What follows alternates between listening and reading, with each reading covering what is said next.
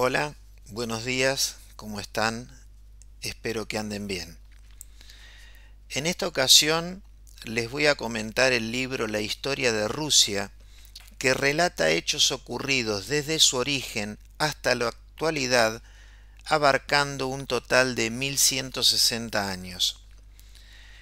En un periodo tan largo de tiempo y en un país con una historia tan rica, hay tantos hechos destacados que quiero relatarles que decidí dividir el video en dos partes.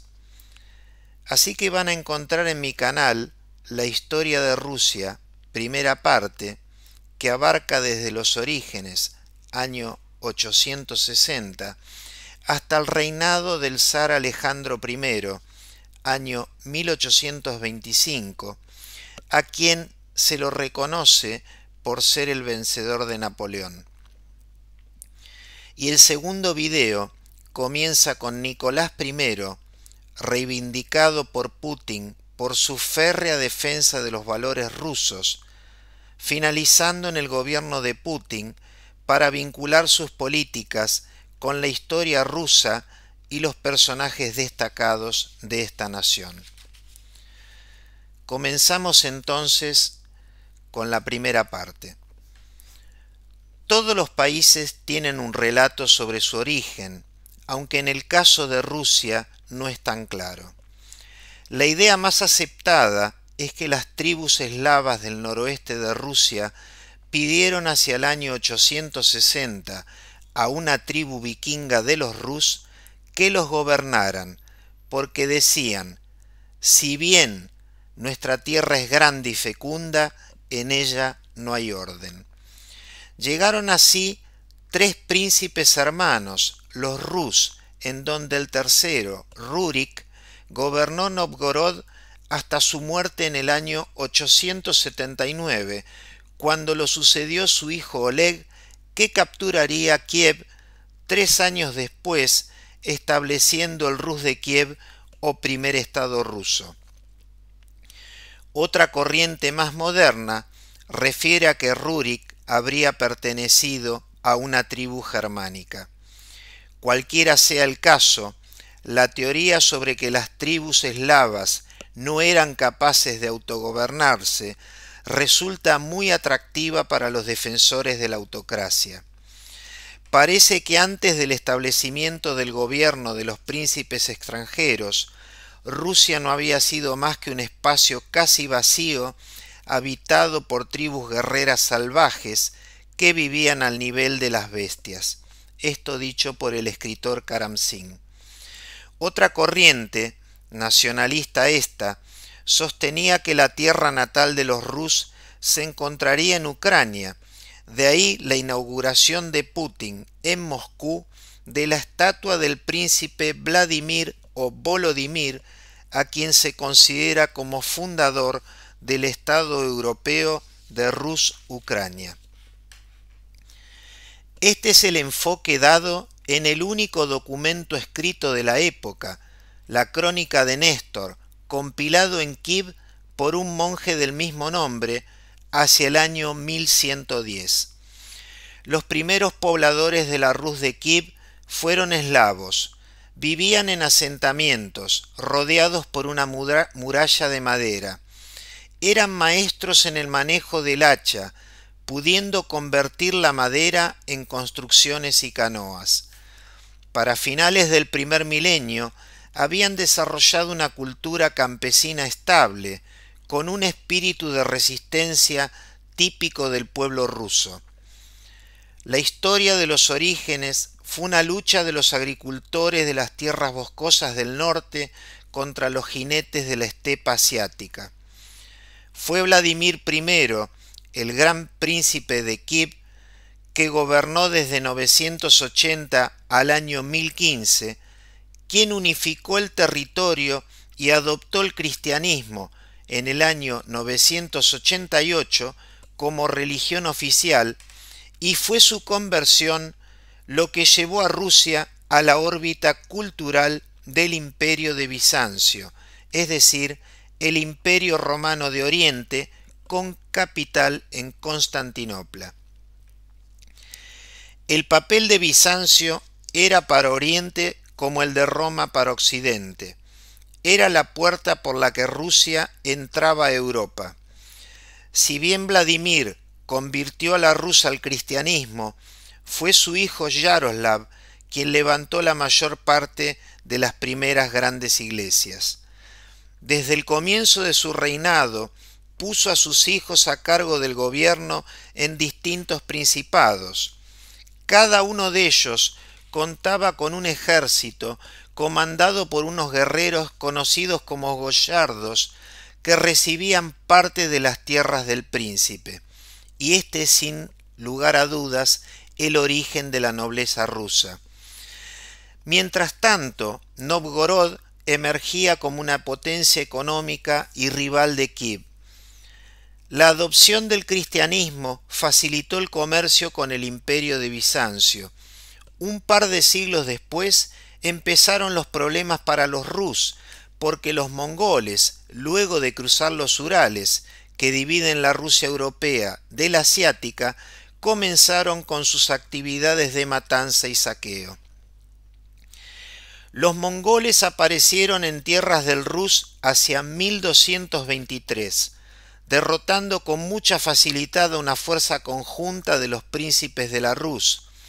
Llegaron y se marcharon, dejando un nivel de devastación que dejó estupefactos a los rusos. El líder que llevó adelante esta primera misión de reconocimiento fue Subotai, un estratega y teniente de Gengis Khan. Volvieron los mongoles en el año 1237, ahora al mando de Batú Khan, nieto de Gengis Khan, quien capturó Kiev en el año 1240. Y Occidente tuvo la suerte de no tener que enfrentar más derrotas, porque en el año 1241 murió el gran Khan Ogodei, por lo cual Batú Khan regresó a Karakorum, la capital del imperio mongol, para reclamar la posibilidad de sucesión. Batú Khan finalmente no sucedió a Ogodei, por lo que volvió a la estepa rusa para establecer su propia dinastía, la Horda de Oro, cuyos territorios abarcaban desde los Urales hasta la Bulgaria actual, y fue Batú Khan quien estaba principalmente interesado en las pasturas y las rutas comerciales. Convocó a los príncipes rusos para que le juraran lealtad, y como les otorgaba cierta independencia y privilegios, tenían que pagar un tributo que era tomar 1/10 de toda su posición, de todas sus posesiones, fueran estos valores, tierras o personas. Los príncipes y boyardos siguieron el sistema mongol y colaboraron tanto con la recaudación de impuestos como con los censos de personas. Esta situación plantearía algunas dificultades a los cronistas rusos que relataron la historia de aquellos santos príncipes como víctimas de los infieles. El caso más problemático y emblemático es el de Alejandro Nevsky, príncipe de Novgorod, y nombrado por Batú Khan como gran príncipe de Vladimir. Nevsky se comportó frente a los mongoles como un político realista y fue canonizado en el año 1547 por la Iglesia Ortodoxa Rusa, porque su accionar frenó el avance de los infieles hacia Europa. En resumen, la conquista de los mongoles destruyó la Rus de Kiev y convirtió a sus príncipes en vasallos de la Horda de Oro. La primera mención de Moscú es del año 1147. A medida que fue creciendo tanto en población como en fuerza militar, inició un proceso de reunión de las tierras rusas. Fue así que hacia finales del año 1300 se erigió como el único principado ruso capaz de desafiar a la Horda de Oro. De este modo, el gran príncipe Dmitri, quien dio inicio a las construcciones del Kremlin, los enfrentó y venció en Kulíkovo, cerca del Don, en donde la victoria le valió su apodo Donskoy, que significa del Don. Esta victoria de Kulíkovo sigue celebrándose hasta hoy día y, según dicen los rusos, muestran cómo Rusia fue la salvadora de Europa frente a la amenaza mongola. Este fue un episodio que, como la derrota de Napoleón por Alejandro I o la de Hitler por Stalin, nunca fueron agradecidas ni reconocidas por sus aliados occidentales, y digo aliados entre comillas. Si bien los rusos no reconocen la influencia mongola por el sentimiento de humillación de haber sido sometidos por un pueblo bárbaro, hay muchos elementos que demuestran lo contrario. Por ejemplo, palabras de origen mongol incluidas en el vocabulario ruso, apellidos de escritores como Karamzin, Turgenev, Bulgakov, de zares como Godunov y de revolucionarios como Bukharin. Un aspecto clave de la influencia es haber encaminado a Rusia hacia la autocracia, la servidumbre y la expansión asiática. Y asimismo, los mongoles dejaron un avance técnico muy positivo con el sistema de correos, dado la enorme extensión del territorio ruso. Si alguno puede tener interés en mayor información respecto del sistema de correos mongol, pueden verlo en el video de Gengis Khan en este mismo canal. Finalmente, y tal como lo expresó Karamzin, Moscú debe su grandeza a los Khanes. Vamos ahora a referirnos al zar Iván IV, Iván el Terrible, miembro de la dinastía Rurik, que se convirtió en 1547 en el primer zar y autócrata de todas las Rusias, en donde su poder emanaba directamente de Dios. Durante su reinado, la Iglesia propagó la idea, dada la caída de Constantinopla, que Moscú se había constituido en la capital cristiana ortodoxa de Oriente. Uno de los principales objetivos del zar era expandir el imperio, y fue Novgorod su conquista más importante. Decretó en el año 1556 el servicio militar obligatorio para todos los terratenientes, ya sean boyardos o pomeshchiki, una nueva clase de servidores a los que el zar había recompensado con tierras. Este proceso de entregar tierras conforme se hacían nuevas conquistas fomentó fuertemente la expansión rusa. El reinado de Iván IV señaló el inicio del auge de Rusia como potencia imperial, tanto que entre los años 1500 y 1917 el territorio ruso creció a razón de 130 kilómetros cuadrados por día. Iván dirigió su primer campaña contra Kazán en el año 1547, resultando un fracaso. Para la segunda, realizada en 1552, adoptó la munición de pólvora y armó una fortaleza cercana a Kazán para mantener el suministro de pólvora. Empleando artillería fija y mosqueteros, los ejércitos rusos arrasaron con Kazán. Los ortodoxos celebran esta victoria contra el Islam. En 1556 obtuvieron los rusos otra victoria, en este caso contra el Kanato de Astracán, por lo que Iván mandó a construir en Moscú la Catedral de San Basilio, signo de la liberación de la cultura tártara que los había dominado desde el siglo XIII. También hizo el intento en Europa, y concretamente la guerra con Livonia le dejaba una lección muy importante. Rusia se podía expandir más fácilmente hacia Asia porque sus vecinos occidentales eran muy poderosos.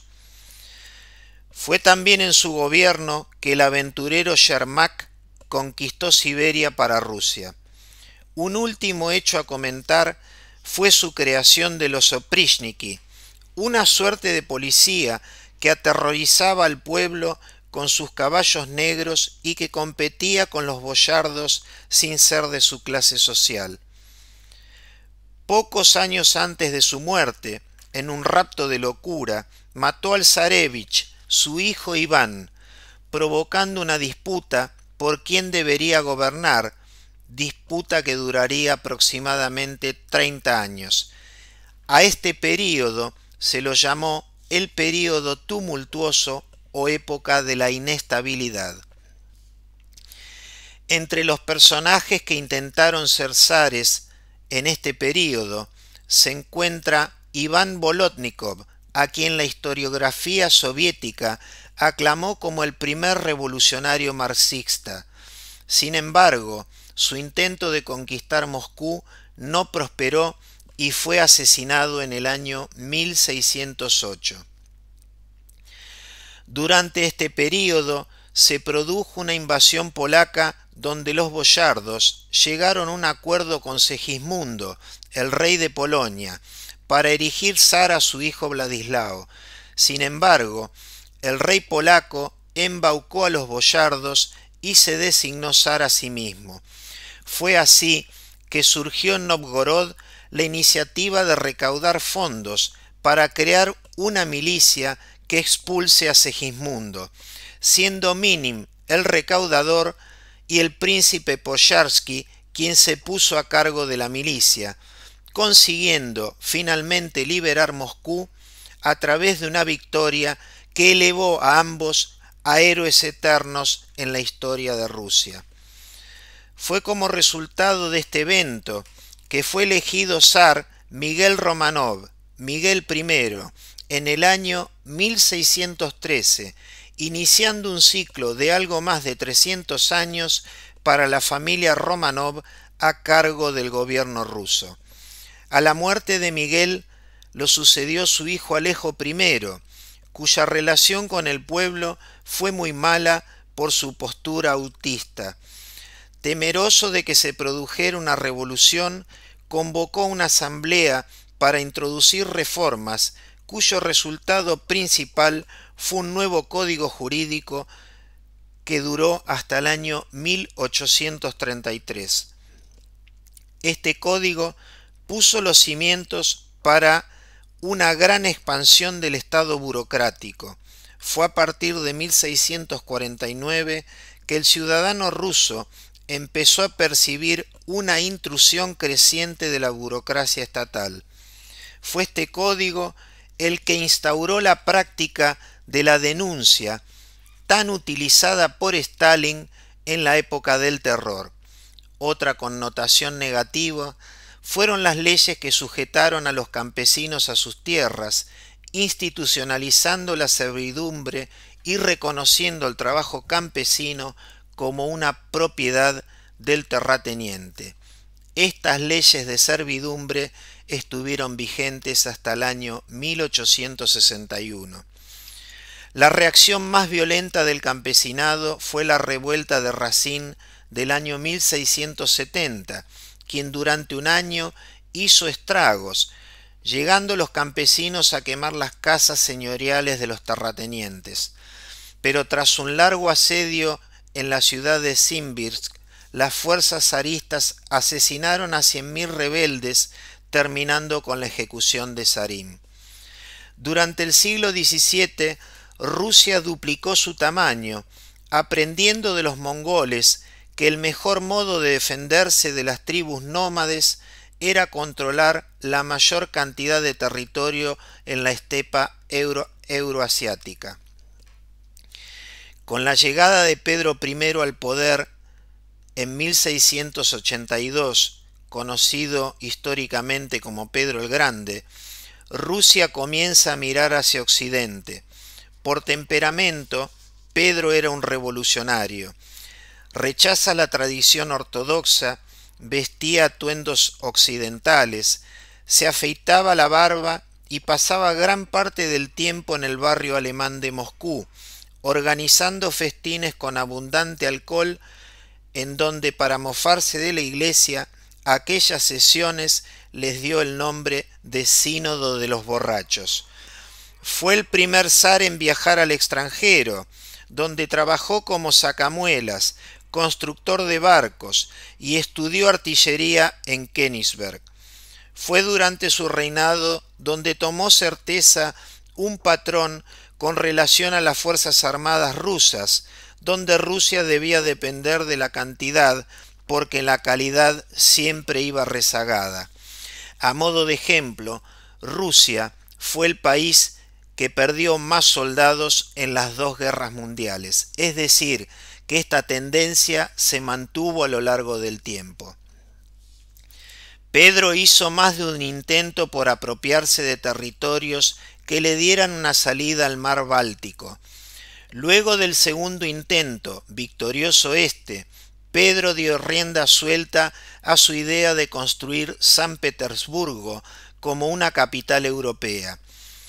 La figura histórica de Pedro causa división entre los rusos.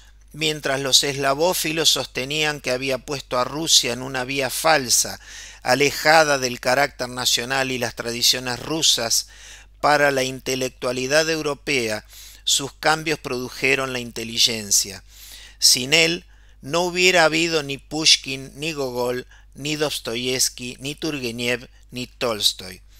3 años antes de su muerte, anunció una ley de sucesión, dado que el zarevich Alexei fue ejecutado por orden suya, de algún modo reproduciendo la conducta de Iván IV. Esta ley le reservó el derecho a nombrar su heredero, que en este caso fue su segunda esposa, quien fue erigida como Catalina I. El hecho de que Rusia fuera gobernada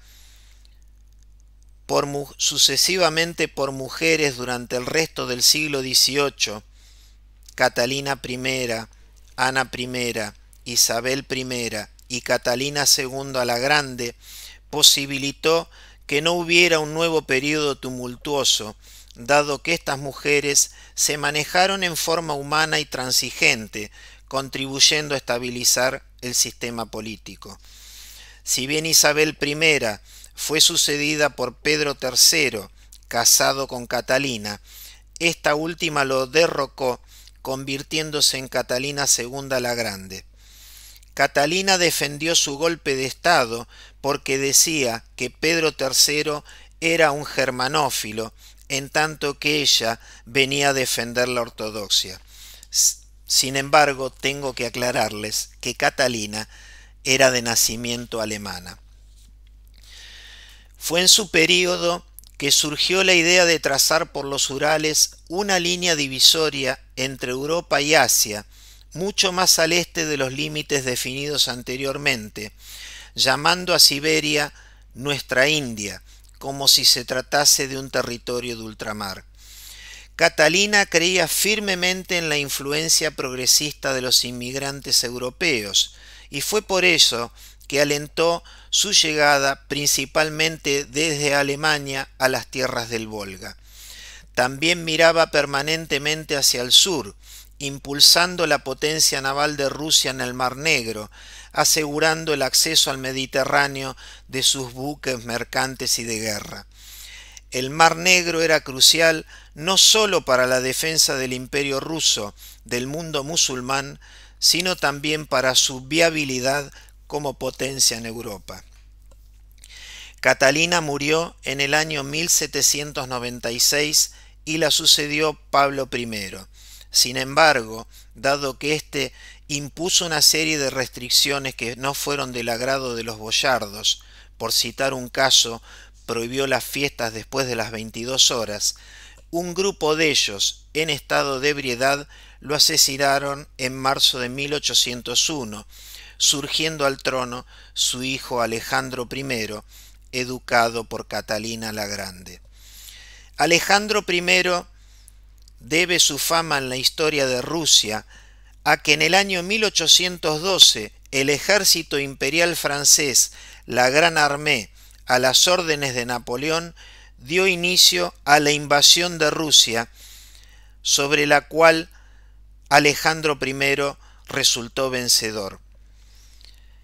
El origen de esta guerra fue la falta de cumplimiento por parte de los rusos de los tratados de Tilsit del año 1807, en donde Rusia se había comprometido a unirse al bloqueo comercial que Europa había realizado sobre Gran Bretaña, tratado que incumplió desde el principio porque la mitad de las exportaciones rusas eran a Inglaterra, y de esta manera, evidentemente, el conflicto iba a ser inevitable.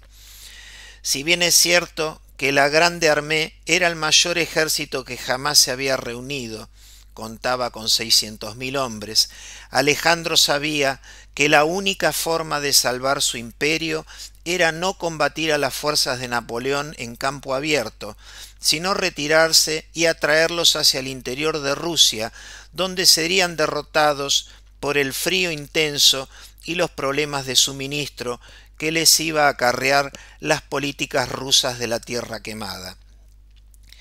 Napoleón avanzó sobre Moscú, donde si bien los rusos opusieron una sangrienta resistencia, hubo un momento que se retiraron en su totalidad, dejando a los franceses exhaustos en una Rusia o en una Moscú, totalmente vacía. Napoleón permaneció en Moscú un mes y eso selló su destino. La respuesta del zar a sus condiciones de paz nunca llegó, por lo que decidieron regresar en medio del crudo invierno hacia su punto de partida que había iniciado en Polonia. Fue así que el frío, el hambre y la enfermedad, más los permanentes ataques de los cosacos y los campesinos voluntarios, hicieron que solamente el 10% de los soldados arribasen con vida nuevamente a París. Alejandro persiguió a Napoleón hasta París, habiéndolo derrotado previamente en Leipzig en el año 1813. Por todos los hechos relatados, Alejandro se percibía como el libertador de Europa, solicitando en consecuencia una compensación de guerra importante como era el territorio de Polonia. Alejandro falleció por tifus en el año 1825. Hasta acá llega la primera parte de la historia de Rusia y por supuesto que esta historia sigue, por lo cual los invito a conocerla en mi segundo video que se llama La historia de Rusia, segunda parte. Muchas gracias.